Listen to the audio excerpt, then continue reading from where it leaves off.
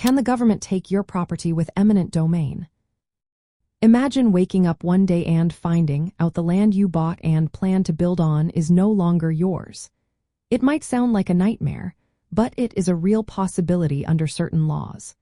The government has a power called eminent domain that allows it to take private property for public use. This process is part of the legal system and is designed to serve the community's needs. Eminent domain is granted by the United States Constitution, specifically through the Fifth Amendment. It states that the government can take private property but only if it is for a public purpose. This could mean building roads, schools, or utilities that benefit everyone. The government does not need the owner's permission to do this, but it must follow strict rules.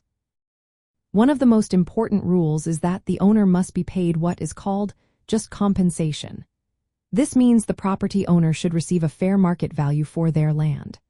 Fair market value is what the property would sell for in a normal sale, not what the owner might personally value it at.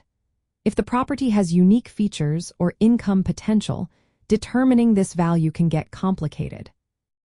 Property owners have rights during this process. They must be notified about the taking and have the chance to challenge it. If they believe the government is not following proper procedures or not offering fair compensation, they can go to court. They can also argue that the taking is not truly for a public purpose or that the compensation offered is too low. There are two main types of takings. The first is physical taking, where the government physically occupies or takes possession of the land. The second is regulatory taking, which happens when government rules or regulations limit how the owner can use their property so severely that it is almost like taking it. In some cases, the owner might be entitled to compensation for regulatory takings. When buying property, it is smart to research if the land is in an area where the government might use eminent domain in the future.